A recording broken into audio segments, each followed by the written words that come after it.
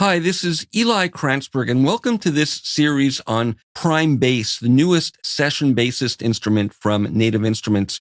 Now, this is a really flexible, all-around great bass programming instrument in that there's two versions of it, and it covers, broadly speaking, the two broad approaches that we can take towards creating bass parts. One is pattern-based, where we have a series of patterns. We can play them back. Like, for example, here, I'm using key switches to switch between different variations. And I'm using some automation to introduce some dynamics up here. And we have different settings to introduce, for example, finger noise, mic noise. We can introduce the DI into the signal. We have different processing here to change the sound. And this all works great. We can customize the patterns. We have a pattern inspector to shift the start points. We have a detailed browser where we can search for similar patterns and create all kinds of interesting variations. But we also have a melody version. Here we have freely playable articulations that we can use to create our own parts. And of course, we can use key switches to switch between muted, harmonics, slap, and open strings.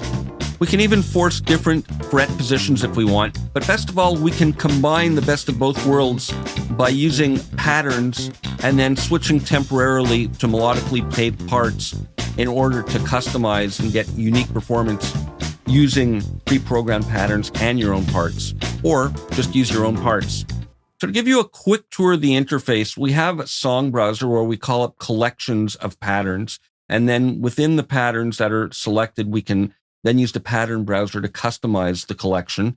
And we have sound presets that we can call up over here, which will call up different collections of amp and effects settings, as well as bass settings over here. And then we can save the sound presets separately, but we can also save snapshots to save the song and sound preset together. So we have the main pattern page. We have bass settings for controlling the sound of the instrument, effects processing, and then we have controls for the playback of the patterns. We can humanize, add swing, adjust the feel, play behind or ahead of the beat, and so much more. As well, we have vibrato control, we have pitch bend, and when we're working with patterns, we have dynamics.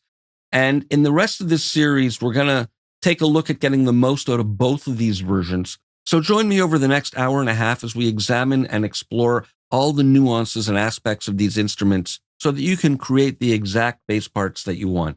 See you for more in the next video.